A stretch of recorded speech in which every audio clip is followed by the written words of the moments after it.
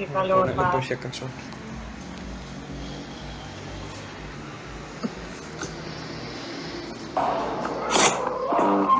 Hola, Hola, Ariel.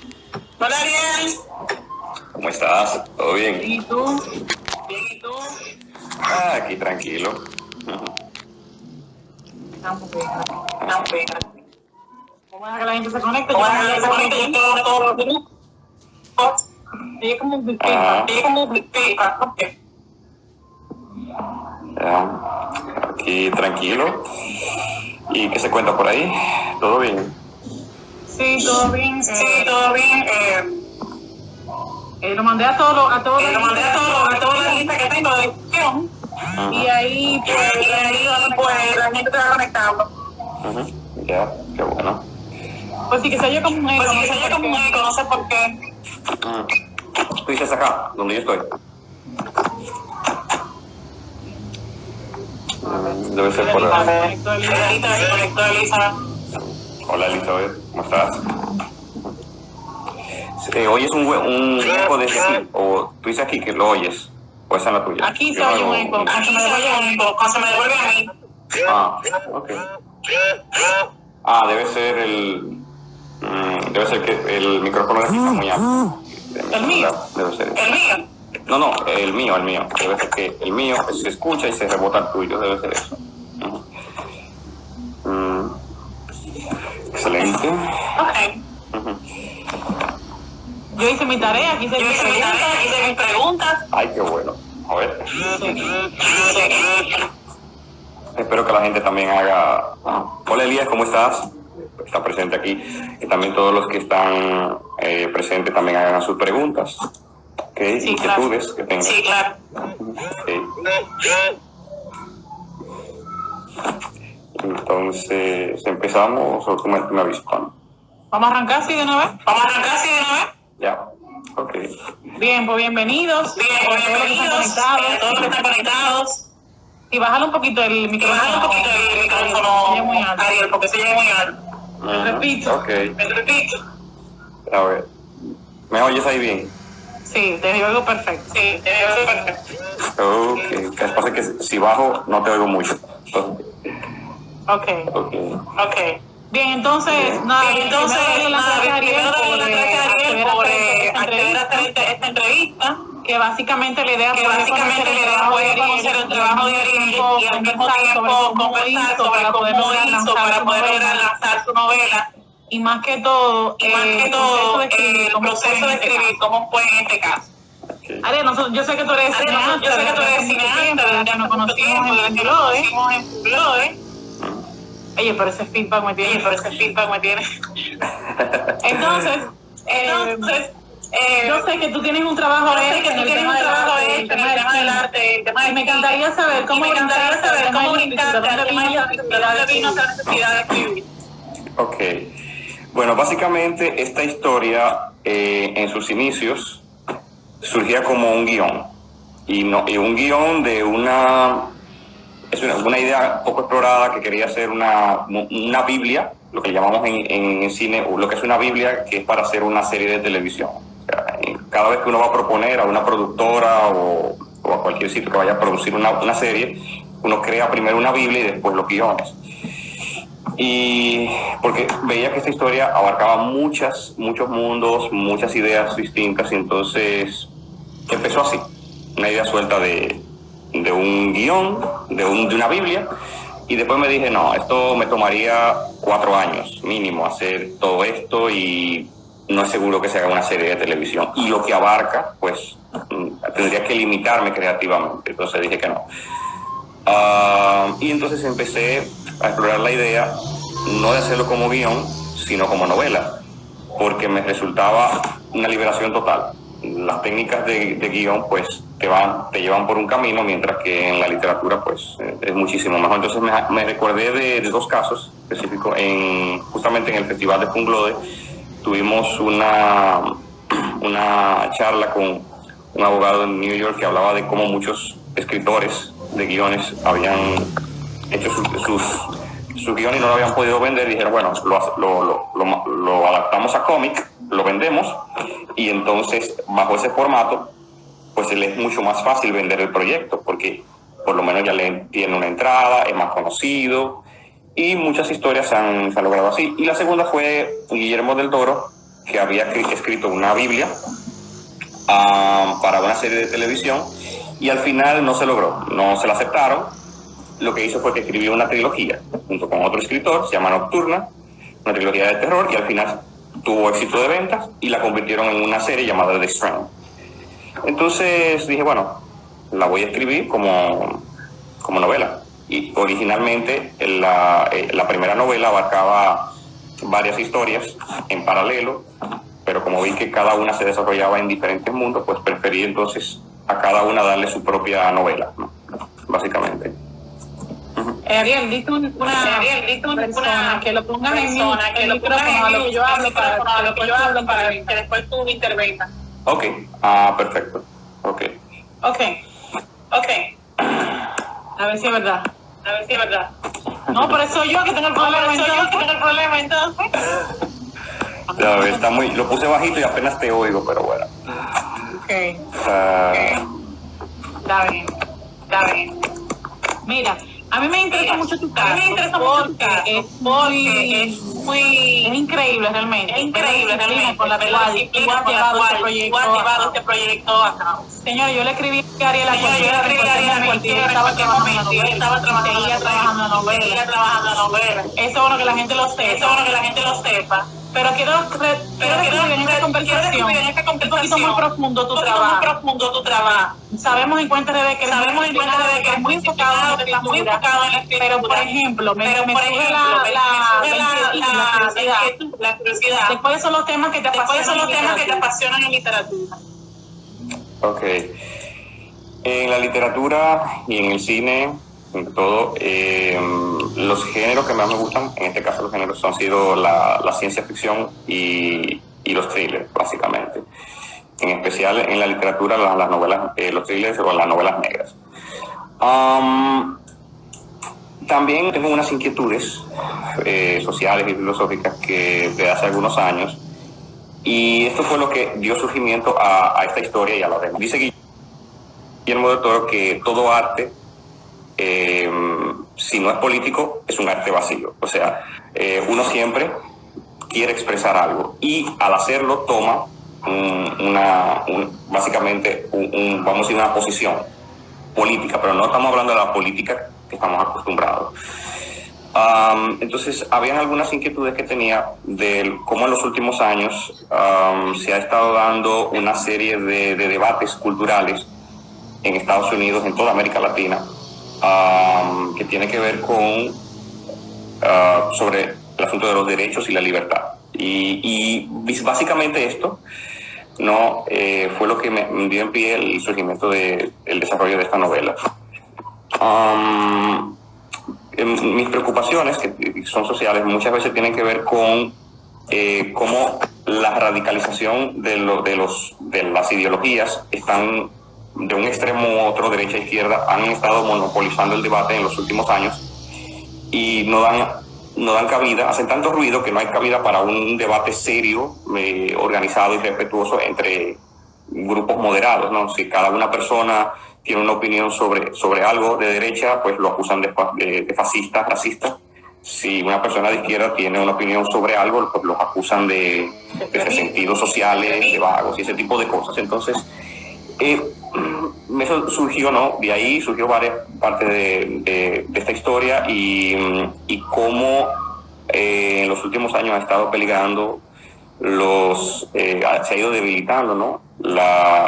Los derechos de las personas en diferentes partes del mundo, precisamente por estos debates entre un grupo u otro, que en un deseo de quizás, con buenas intenciones, de crear un clima para un grupo que ha sido durante muchísimos años, ya sean las mujeres o otros grupos minoritarios como los gays y eso, crear derechos para ellos, lo que ha hecho es el efecto contrario. Entonces, mientras veía esos debates, pues surgieron todas estas ideas y la plasmé en esta historia.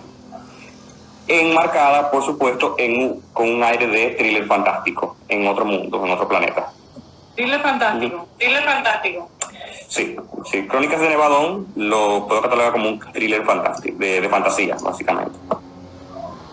Ok. ¿Quiénes han sido tus escritores, más leídos? ¿Quién te inspiraste? ¿Quiénes son tus influencias? Bueno, básicamente uno de mis escritores favoritos de thriller es David Baldassi. ¿Quién? Es uno de los David Baldassi. David Baldassi es uno de los escritores de thriller más prolíficos en Estados Unidos, escritor de Poder Absoluto, la serie de King y Maxwell, el club de... bueno, no me acuerdo. También está, por ejemplo, Carmen Mola, que es una de las escritoras recientes que salió en España, con el color La novia gitana y el color púrpura. Y bueno, eso es en el marco del thriller, básicamente. ¿Y en las otras géneros? Bueno, no tengo una inspiración arraigada de otros géneros para esta escritura, pero sí mis escritores favoritos siempre han sido Gabriel García Márquez, Mario Vargas Llosa y Cortázar, básicamente. Esos son, toda mi adolescencia estuve leyendo libros de ellos, pero como en los últimos años como que he ido yendo más, tendiendo a la ciencia ficción con Isaac Asimov y con David Baldassi, como te había dicho, pero esos tres son los que básicamente había leído durante toda mi adolescencia. Y de los escritores dominicanos, me gusta mucho Junot Díaz, adoro la de Oscar Wilde. Sí, también Miguel Yarul, que escribe unos cuentos fantásticos. Si han visto La Gunguna, sabrán que es fruto de uno de los cuentos de su libro. Y por supuesto es Rita Indiana. Son los tres que me gustan, mis favoritos de aquí. ¿Qué tiempo te tomó hacer toda la novela? Bueno, elaborándola en mi mente, cerca de 6 meses. Sí, yo tengo esa particularidad que le doy vueltas en mi cabeza durante meses en los lugares más inhóspitos. Yo puedo estar en la universidad, yo puedo estar hablando contigo, yo puedo estar en la computadora y me llega alguna idea y la anoto. 6 meses a un año, ¿verdad? Elaborándola en la cabeza. Después, en el 2018, entre septiembre y escribí el primer borrador, lo dejé reposar, me puse a hacer un ejercicio de estilo, escribiendo un fanfic de una historia que me gusta mucho durante enero a marzo, y a partir de ahí, durante todo el año del 2019 hasta diciembre, reescribiendo la novela, ampliándola, corrigiéndola una y otra vez, hasta que, bueno, la terminé en diciembre, y ya en enero otra revisión y la mandé al editor para corregirla, básicamente. ¿Ese tiempo de reescritura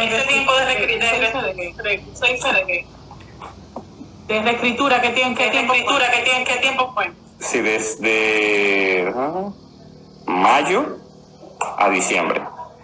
Fue un proceso muy largo porque lo que hacía era que tomaba la novela, la tomaba, la leía, le hacía algunas, la iba ampliando y después la volvía y la ponía en el cajón.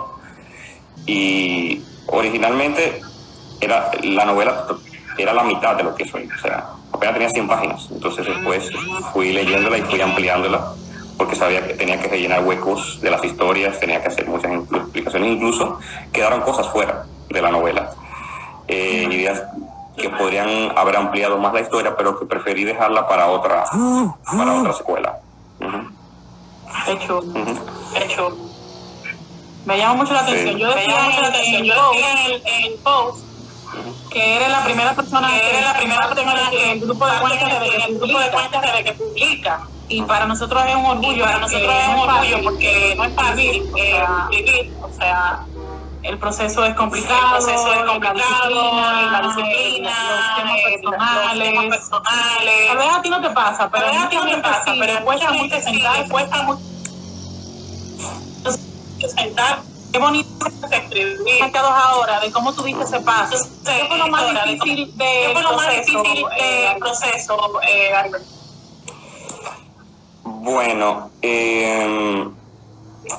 creo que lo más difícil siempre es empezar a sentarse a escribir los primeros días, siempre.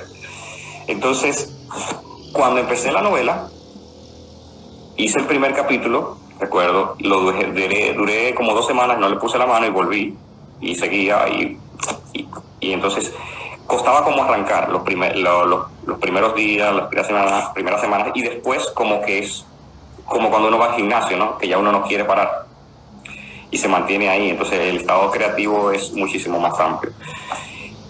Es difícil siempre al principio, pero después sale solo.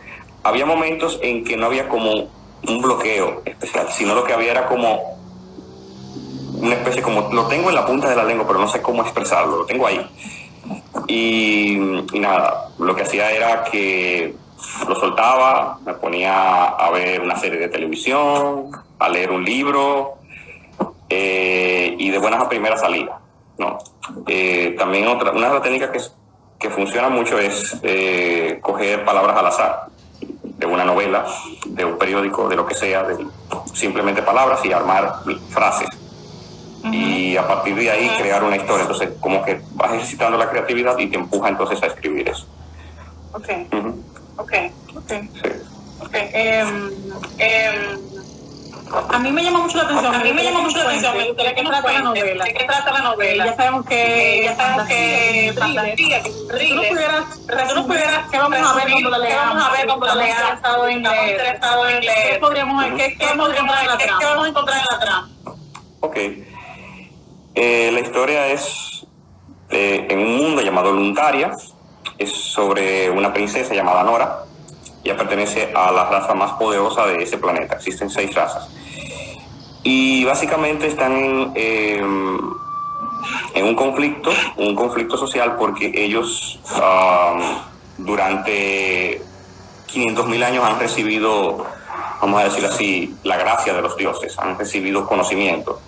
Y como que de buena primera ha estado pasando algo que no entienden si eso es un peligro, es una amenaza o es un regalo por parte de los dioses, y es que han empezado a incrementar sus conocimientos a todas las razas.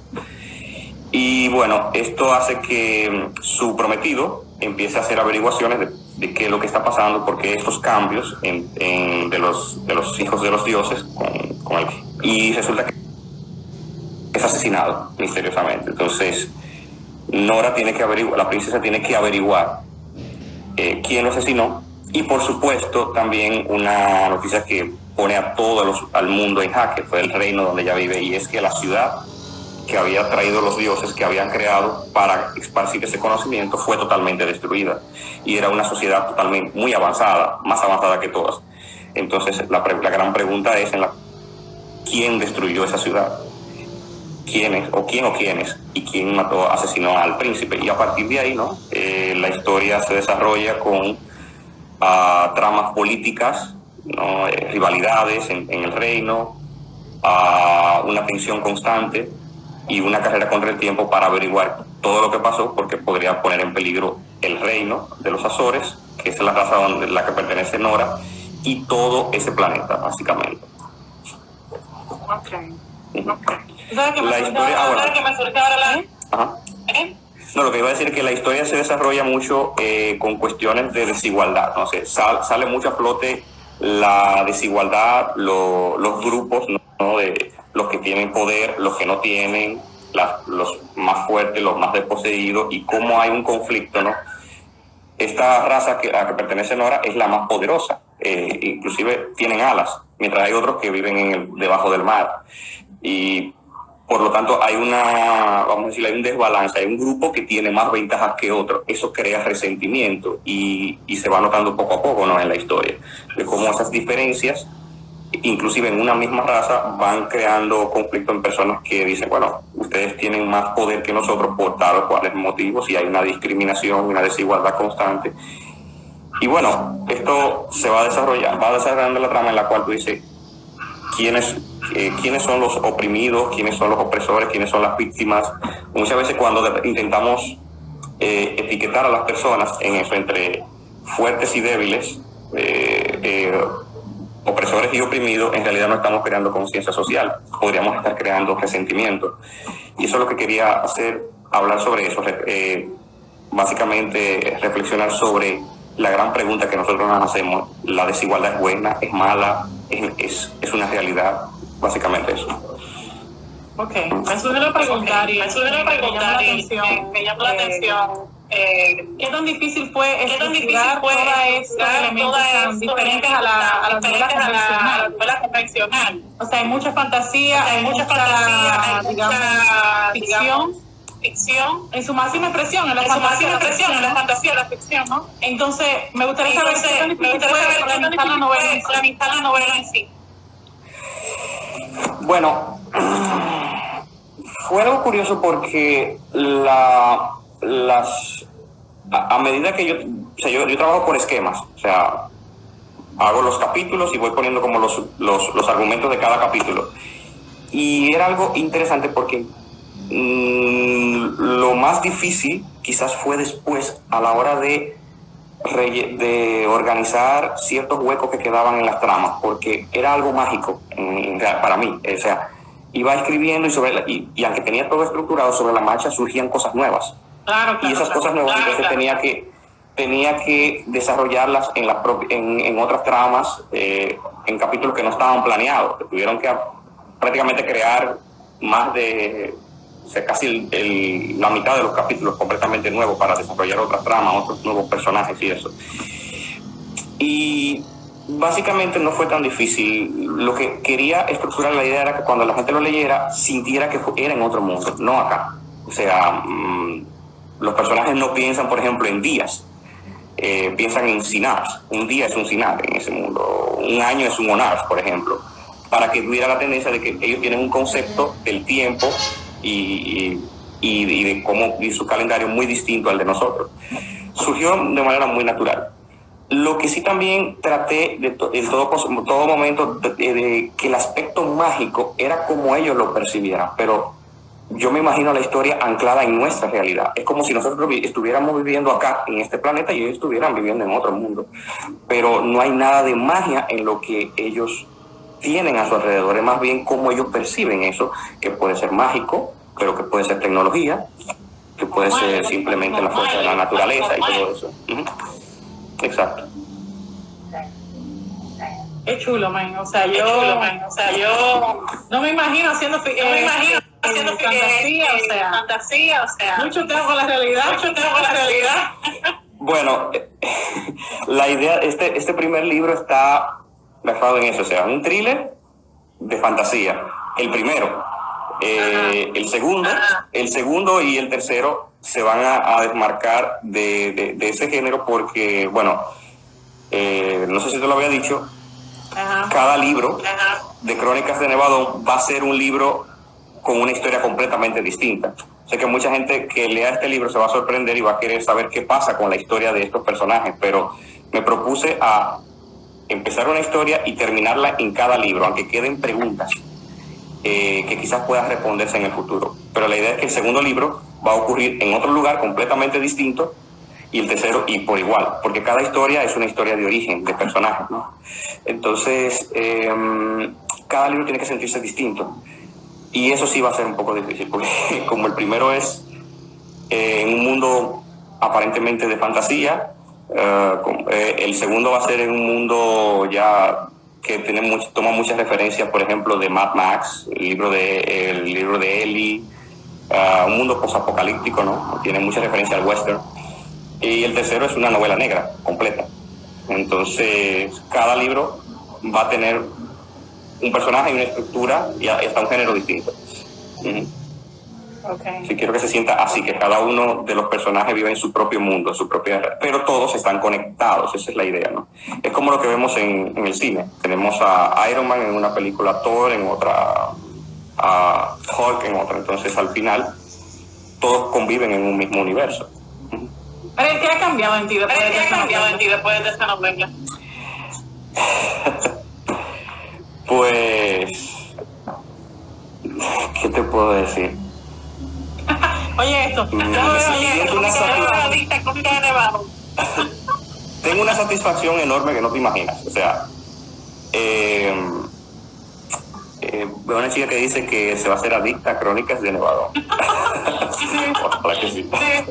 Bueno, para decirle, yo también ya estoy adicto. Siento una satisfacción enorme porque dije, bueno, terminé esta novela y lo chulo es eso. Tienes esa idea desde un inicio y quieres verla terminada, pero no solamente la satisfacción de haberla terminado, corregido, no, la satisfacción de verla publicada, ¿no? Y que las personas puedan disfrutar ese viaje. Cuando yo hacía cortometrajes, hace unos años atrás, recuerdo que la mayor satisfacción era de ver la reacción de la gente con algunas escenas. O sea, si logro que las personas en ciertas escenas tengan algún tipo de reacción, pues yo me doy por satisfecho. Y es lo mismo, o sea, con que la gente se sienta satisfecho, pues yo me siento muy bien, muy feliz. También, si a las personas no les gusta, porque claro, hay mucha gente que no está acostumbrada a la fantasía.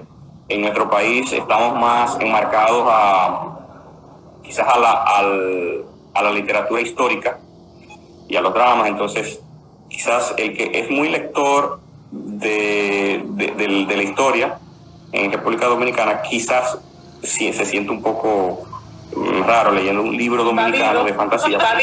Sí, que no sé por qué, porque no creo que aquí deba haber un solo género. Creo que ese es el género que hay porque muchos intelectuales se han enmarcado en la novela histórica, porque estamos muy arraigados con la historia de Trujillo, los años de Balaguer, y yo creo que está muy bien que se hagan ese tipo de historias, pero se pueden contar historias sociales, podemos hacer reflexiones filosóficas y no necesariamente tenemos que hacerlo con un género, lo podemos hacer con otros. O sea, todas estas historias no hubieran surgido si yo, por ejemplo, mira, el punto de inflexión que me dijo, voy a escribir la novela, fue una indignación que tuve hace como 3 años. Una chica en Estados Unidos había conseguido un editorial, un contrato de 6 cifras para hacer una novela de fantasía. Y estaba escribiendo la novela y se lo dio a uno de los que le llaman lectores alfa, que son los que la leen, las novelas, y le dan recomendaciones y eso. Y lo que le dijeron uno de los lectores es que tenía que reescribir la novela porque esa novela iba a ser ofensiva. ¿Por qué? Porque, bueno, la historia estaba enmarcada y habían unas razas, justamente así mismo, yo tenía mi historia ya en la cabeza y todo, y unas razas que eran descritas de una manera que podían ofender a unas minorías sociales en Estados Unidos. Y ella tuvo que reescribir su novela para no molestar a un grupo de personas. Yo dije, no, esto es el colmo. O sea, ¿tú te vas a autocensurar por eso? Yo dije, no. Me indigné tanto que empecé a escribir. Y dije, no, yo voy a escribir lo que justamente de ese tipo de estupideces se pueden decir. O sea, ¿por qué yo tengo que censurar mi historia para no ofender a un grupo de personas? No, tenemos que hacer preguntas claras sobre algo. Si incomoda, vamos a debatirla, pero yo no me voy a censurar porque a otra persona no le guste cómo yo describí a un grupo de personas porque se sienta ofendida. No, jamás. Por algo literatura, por Dios. Es literatura, exacto. O sea, no es... Hay mucha gente que está en contra de los estereotipos, del malo que parezca un latino, del bueno que parezca el blanco norteamericano. Ok, se puede hacer al revés y no molesta, pero si se hace así, molesta. No importa. O sea, ¿qué importan las descripciones? O sea, eso no, porque hay que ofenderse por eso. O sea, y entonces, lógicamente terminé de escribir esta y por supuesto vienen varias más. Ya. Tú sabes que es una tremenda oportunidad que tú tienes de exponer el tema de la fantasía como un género para trabajar en RD. O sea, tu caso inspira mucho a muchachos que a veces son muy jóvenes y quieren incursionar en fantasía, y puede ser de referencia para esos muchachos. Se me ocurre estas charlas y cosas que pueda conversar sobre. Para mí es completamente nuevo. Sí, fíjate, yo he tenido la ocasión de hablar con muchos chicos que leen novelas mayormente, no leen novelas muy dominicanas, o sea, siempre son norteamericanas. y le preguntaba que cuáles eran sus novelas favoritas. Pues hace 3 años para acá, las que estaban de moda eran Juegos de Hambre, Divergente, 50 Sombras de Grey, todo eso, pero mayormente las distopías juveniles eran las que estaban de moda.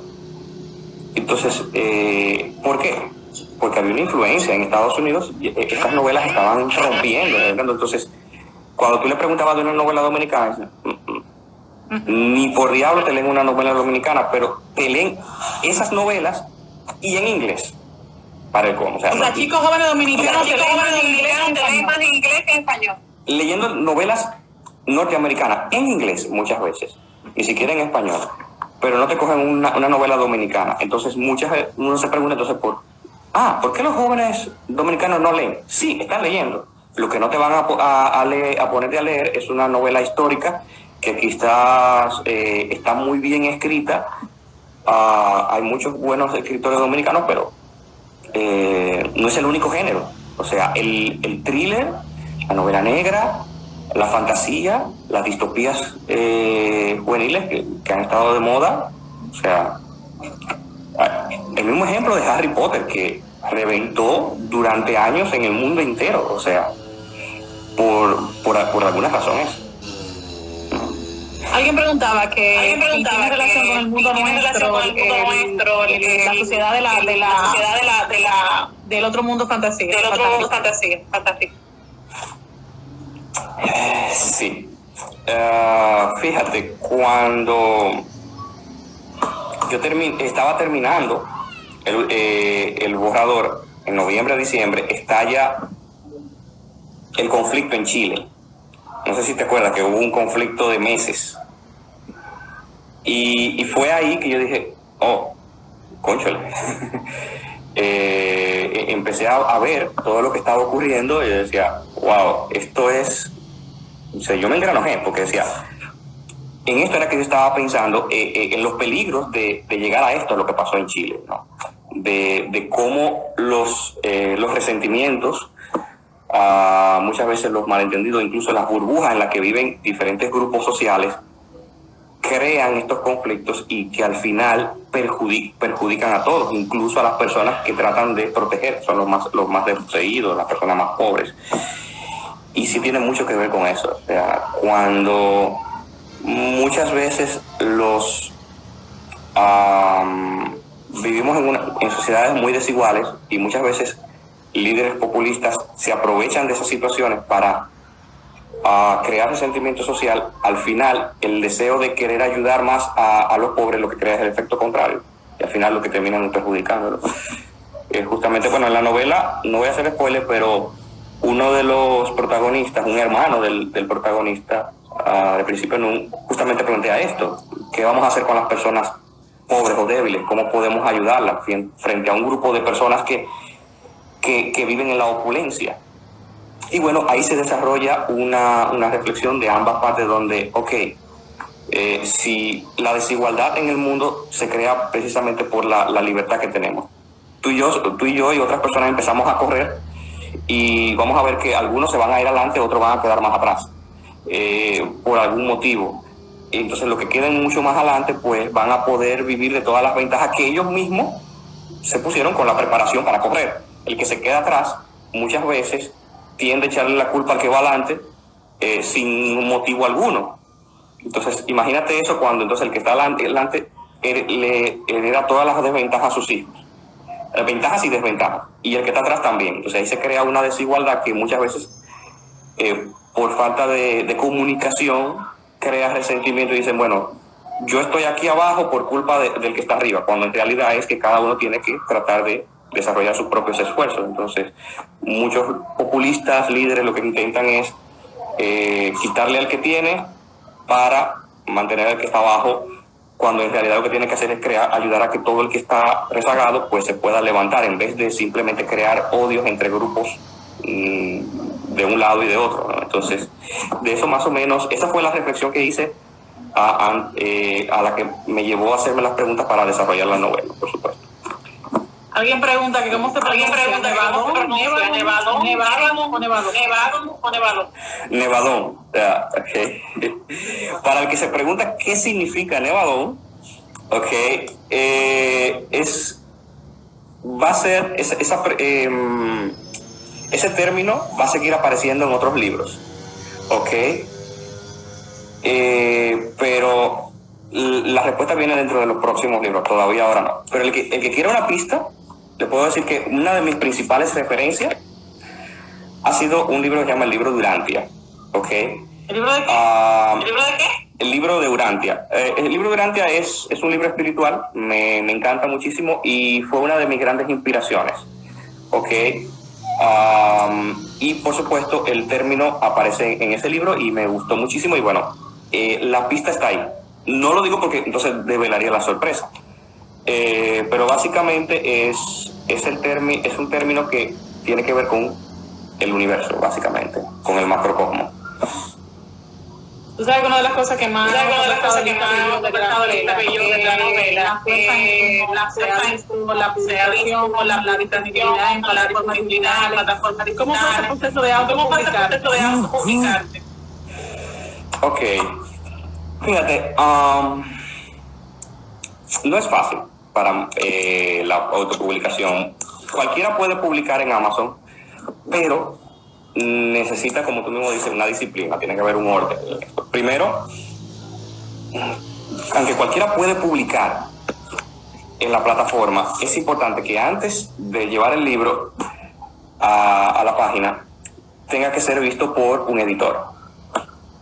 Tiene que haber una corrección, tiene que haber pasado por un proceso también de que uno haya corregido el libro, o sea, diga, este es el manuscrito final. Y después de eso, que llegue, este es el manuscrito final, entregarlo a un editor, a un profesional, para que te lo edite, que le haga la corrección de estilo y todo lo necesario.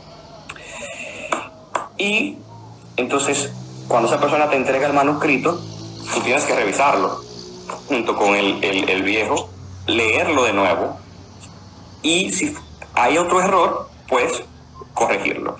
Lo que yo hice para acelerarlo más rápido fue que yo tengo un programa que yo me pongo unos audífonos y él me lo lee. Me lo lee como si estuviéramos hablando. Una voz robótica incómoda, pero a ver, se lee, se entiende. Entonces, mientras lo oía, también lo leía.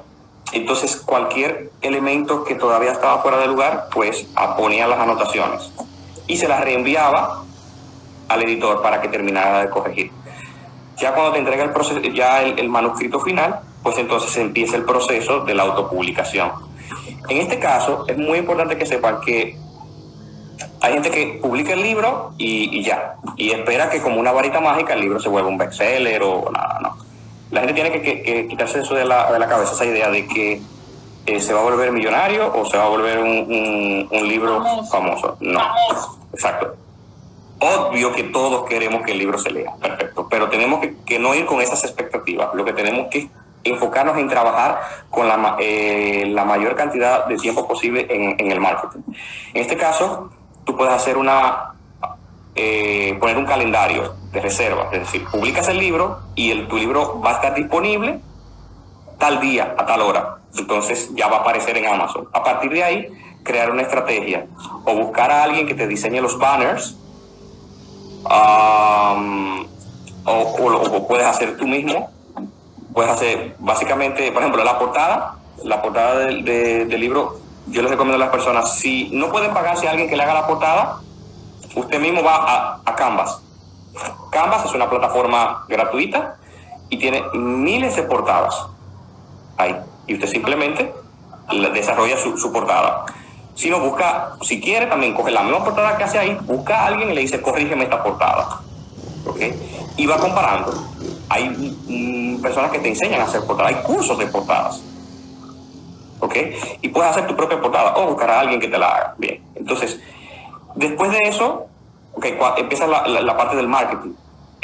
Pones el libro en preventa, haces tu banner, ¿no? Existen unos, ¿cómo se dice? Unos pequeños flyers con un libro en 3D y pones tu portada ahí o otro dentro de un Kindle y haces tu banner también en Canvas, por ejemplo. dice, a partir de tal día, les recomiendo que busquen promociones de otras personas y se inspiren en ellas para poder hacer sus banners. Lo publicas en todas partes, en tu página personal, en Instagram, pero ojo, no es suficiente. Es importante el mercadeo. Por ejemplo, en Instagram hay que pagar por una promoción para que te vea mayor cantidad de gente posible. Entonces, lo que yo hice fue crear el banner y se le puede hacer un video de 10 a 30 segundos con una música libre de copyright. Lo publicas en tu Instagram y empiezas a promocionarlo. Pero ojo, esto es importante. Hay que saber a qué público uno le va a promocionar el libro. Si, por ejemplo, en este caso es fantasía, Google y Facebook tienen herramientas que te permiten segmentar la población de acuerdo a los gustos de la persona. Ojo, para lo que no sabían, por qué Google con su Gmail y el Facebook es gratis, es por una razón, ¿ok? Ellos te dan el servicio gratis, a cambio toman toda nuestra información, todos nuestros gustos, todos nuestros deseos. Ellos saben todo eso. Entonces, si ustedes ponen género, libros de fantasía, como el caso mío, te va a decir cuáles son los países y cuáles son los grupos por edad que están más interesados en ese tipo de lectura. Entonces, cuando vas a hacer la promoción, no es simplemente le voy a meter $100, $1,000 y que todo el mundo, y le llega a todo el mundo. No, es al grupo de personas que le interesa ese libro. Entonces, a partir de ahí, vas haciendo la promoción y vas segmentando. Es decir, ¿cuáles son las personas que van a leer este libro? Bueno, las personas interesadas en ciencia ficción, en los thrillers, la fantasía. Ok, después que tienes ese grupo, ahora por país. ¿Cuáles son los países que más tienen, por ejemplo, fantasía? ¿Qué leen más? España, Chile, Argentina, ok, y El Salvador. Esos son los países y Colombia. Esos son, por ejemplo, los países de toda América Latina. La ciencia ficción, Canadá, Estados Unidos, Inglaterra, básicamente. Entonces, tienen que buscarlo. Hay una página que te explica, o sea, que Google te segmenta todo eso. Entonces, a partir de ahí, yo recomiendo más Instagram para promocionar que Facebook. Facebook para escritores hasta ahora no creo que resulte. Lo he probado y no, pero Instagram es mucho más efectivo. Ok, super cool. A mí me gustaría, para finalizar, ¿qué tú recomiendas a toda esa gente, que estamos metidos en un proyecto de novela que es muy particular, para que terminemos ese proyecto, para que demos pie a publicar? Ok. No desfallecer. Es decir, en el momento que uno se siente como cónchale, no lo voy a lograr, simplemente mantenerse enfocado en terminarla. O sea, terminar en que es el primer borrador, enfocarse ahí, ser terco en esa parte. Después, entonces viene lo otro, que la corrección, que la reescritura y todo lo demás. Pero es mantenerse ahí. Es un poco difícil al principio, yo lo sé que hay la familia, el trabajo, a veces un compromiso, qué sé yo, o sea, hay muchas cosas que a veces nos quieren como quitar el tiempo de trabajar. Enfocarse en por ejemplo, ahora la cuarentena es el mejor escenario para escribir. Sí. Porque uno está aislado. Claro, sí, uno está aislado con la familia o con alguien, pero uno se encierra en su cuarto y dice no estoy para nadie, pone cara de ogro, no habla con nadie, lo manda al diablo y se encierra y se para a escribir. Punto. Cierra el WhatsApp. El WhatsApp es uno de los mayores enemigos para escribir. Sí, es verdad. Lo digo de verdad. Y las redes sociales, todas las redes sociales, Facebook. Yo soy un adicto a la información. Me gusta mucho, yo tengo una página que se llama Fedly, donde me llega las noticias de Diario Libre, Listín Diario, de todo, de tecnología, de ciencia. Me encanta la información y yo absorbo mucho eso. Entonces, cuando entro, me quedo varias horas ahí. Yo prefiero cerrarlo, entonces desconectar el internet, que sea cuando uno va a empezar a escribir, y contestar a todo el mundo ya después del mediodía. A mí es difícil porque tengo que por compromiso de trabajo lo tengo que mantener abierto, pero el que quiera convertirse en escritor tiene que aislarse socialmente. Después de que termine el libro, entonces salga con sus amigos, a veces su cerveza. Eres feliz, puedes salir a la puerta, a los conversatorios, a la charla, todo lo que tú quieras. Dice, soy testigo de que se puso como un ogro. Okay. Chichillo. Ajá. Sí, yo sé que tú fuiste muy testigo de eso. Bueno, parte del asunto.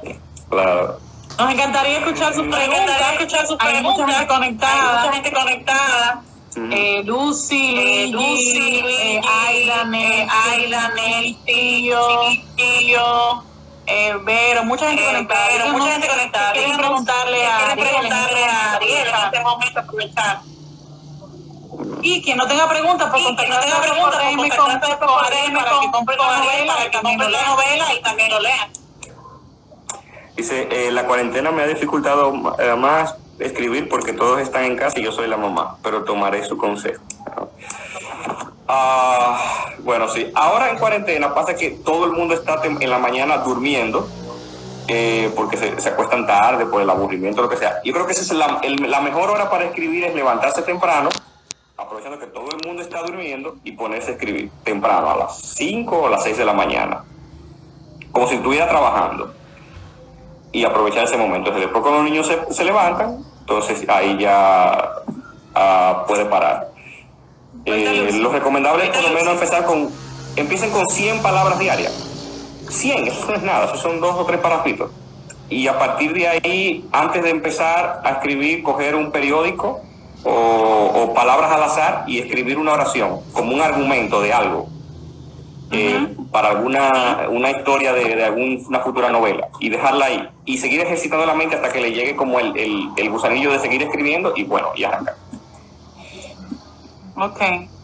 Señores, si tienen preguntas, por favor, este es el momento de aprovechar a Ariel. ¿Sabes que me tengo una pregunta extra? Ajá, dime.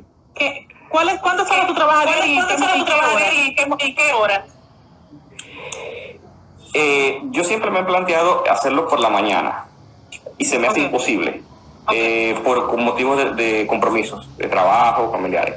Entonces empiezo en la noche. Cuando yo he terminado casi todo, 5, 6 en adelante, y empiezo a escribir sin parar. Llega un momento dado que es tanta la fiebre que entonces al día siguiente empiezo a escribir por la mañana ya. Pero empiezo así. Te quedas como volado. Exacto. Me despierto y como ceno con eso, básicamente. Sí. Dice Chichillo que se siente ya por fin ver por fin publicado el libro. Como dije ahorita, una gran satisfacción. Yo espero que todo el mundo disfrute la novela. Y también, ojo, si a alguien no le gusta lo que lee, también me lo puede decir. Me encantaría oír todas las críticas, incluso las negativas, porque la idea es debatir. Porque yo entiendo de que dentro de la novela, aunque es de fantasía, hay unos aspectos, unos planteamientos filosóficos que a mucha gente no le gustaría. Yo a lo personal me considero libertario desde el punto de vista, actualmente hay una dimidireta entre la derecha y la izquierda latinoamericana, y la ideología libertaria está como en el centro, ¿no?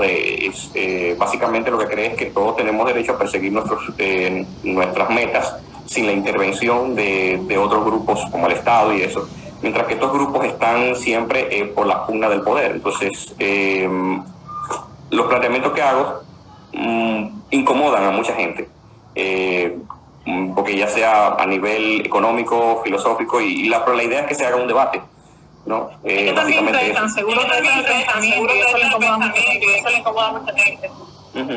Sí, porque entiendo que todo el mundo tiene pregunta. ¿Es diferente la musa dependiendo del género?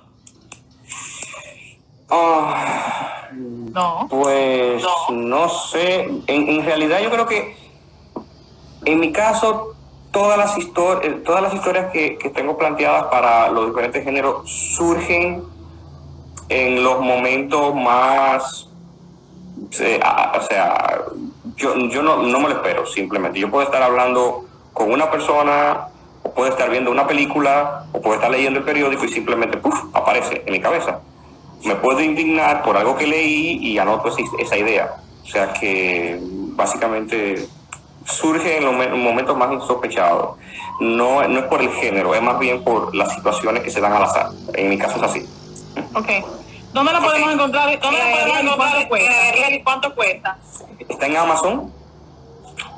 Crónicas de Nevadón, volumen 1, Nora. Se encuentra a $4 en versión digital y a $10 en la versión física. Algo que no dije ahorita es que Amazon te permite publicar en físico y en digital. ¿Ok? Los dos procesos son distintos. Cuando te novela, hay un programa que el propio Amazon te facilita para tú maquetar en digital y hacerle todas las correcciones de maquetación necesarias. Y para libro te facilita las plantillas. Tú dices, lo quiero en tal tamaño, entonces te bajas la plantilla de ese tamaño y en español, y entonces ahí colocas tu libro, más la portada en digital solamente, pero en físico es una cubierta que lleva la portada, la contraportada y el lomo. Entonces ahí tienes que buscarte a una persona que te ayude a hacer eso. Ellos también te facilitan la plantilla de la cubierta, por si la quieres hacer usted, pero entonces busquen a alguien que sea experto en eso y le pueda entregar, porque esa es la parte más difícil, la cubierta. Si no tienen la cubierta correcta y no tienen la plantilla, el libro enmaquetado correctamente, el mismo programa, el mismo sistema te lo va a mandar para atrás, para que lo corrijas, básicamente. Okay. A mí me gusta la poesía. ¿Usaría este método para escribir? Bueno, creo que en la poesía entiendo que no te puedo dar una explicación. En mi caso, como son historias, básicamente me salen así y yo simplemente escribo el argumento y bueno, un día me pongo a escribir sobre eso ya preparado. Creo que la poesía es más dejar fluir lo que uno siente en ese momento. Es algo más espontáneo, más mágico, más electrizante. Entonces, muchas veces yo creo que la musa en la poesía es como en mi caso, es como tú te sientas en el momento. Sí. Y lo que dejes fluir ahí. Uh-huh. Así es. Hola, María Carla, que se acaba de dormir. Qué bien. Dice aquí, de tu punto de vista, ¿el hermano de Nun tuvo algo que ver con su muerte? Bueno, yo creo que es importante que la gente lea la novela para entender todo lo que ha ocurrido. No. O sea, vamos a ver, o sea, hay un misterio. ¿Quién mató al príncipe? El hermano, lo lógico que uno piense, bueno, el hermano es el heredero al trono, pues él podría ser el asesino, uno pensará, pero no necesariamente. ¿Qué pasa ahí? O sea, es algo muchísimo más complejo. Yo recuerdo que hablé ahorita sobre los conflictos que hay entre la desigualdad y los problemas. Yo creo que el asunto va más por ahí. Más que un conflicto entre envidia de un hermano con otro. No es un spoiler, simplemente el planteamiento, el tema de la historia va más por los conflictos sociales, de la desigualdad y los derechos, que por envidia por el poder, básicamente. Señora, ha sido una charla. Me voy a meter a ¿cómo se dice eso? Fan de la fantasía, de la fantasía. Pero después de esta información, no es lo que vamos a experimentar. Ok, dice Elías aquí, ¿no temes que si los otros dos libros de la saga van a ser tan diferentes al primero, puedas perder audiencia?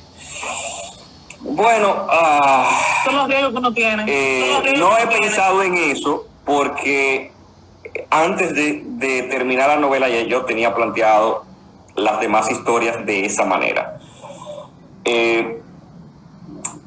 Sí tengo en mi mente en algún futuro hacer una secuela directa de este libro de Nora. Sí, pero siempre me planteé, cada historia es sobre un momento en específico de la historia de un mundo de miles de años. O sea, imagínense una película nuestra, que un ser de otro mundo la vea y esa película cuente la historia en apenas 2 horas de un momento de nuestra historia. Y la historia humana tiene más de 800.000 años. Entonces solamente va a haber una pequeña parte de esa historia. Esa era la idea que yo tenía. O sea, lo que van a ver las personas aquí es un planteamiento, un desarrollo y un final en un momento de un planeta. Ok.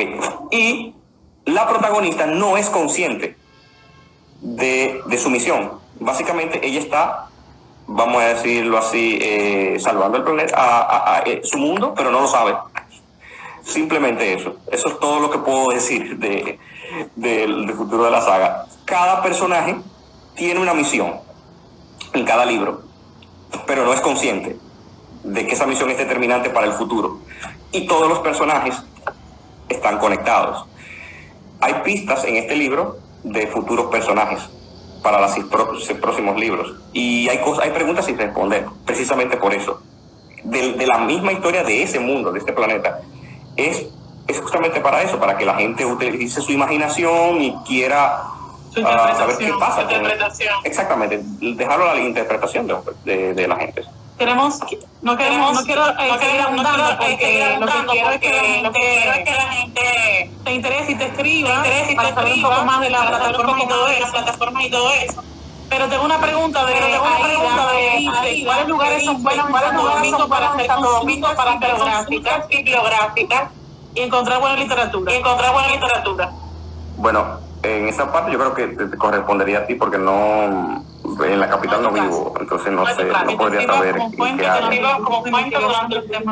Bueno, podemos hablar por el chat, Aida, y conversamos. Bien, Ariel, pues mira. No te imagino todo lo que te deseo. Espero que vengan muchos éxitos, que sigas creciendo, que lo más importante en este proceso de ser escritor, que no es nada fácil. Sí, hay 2 preguntas, si la pienso llevar al cine y si yo tengo en mente cuál será el final de la saga. La pienso llevar, o sea, mi deseo sería que en algún futuro se pueda llevar al cine, pero eso sería ya cuando tenga casi todos los libros terminados, porque van a ser muchos. Todavía no, o sea, sé cuál es la cantidad, pero no la voy a decir. Y si tengo en mente el final, sí, tengo en mente el final de toda la saga, justo antes de terminar el primer libro. Okay. La idea es que todos estos personajes tengan su propia historia independiente en un libro y después unirlos como un gran crossover, como lo que vemos en el cine con Avengers, con Justice League. O sea, cada personaje su propia historia y después unirlos en otra saga para darle un cierre a la historia. Ok, chévere. Pues nada. Okay. Muy contenta, de verdad. Así que mándame eso y yo lo compro por Amazon, ¿verdad? Sí, claro. Está bien. Sí, todos pueden ir a mi perfil y buscar el link para comprar el libro, ya tú sabes. Nos quedan 28 minutos. Ya esta gente no está votando. Ok. Señor, un abrazo. Seguimos en contacto. Próximamente, el 6 de mayo, el Open Mic online. Chévere. Así que no se lo pierdan. Ok.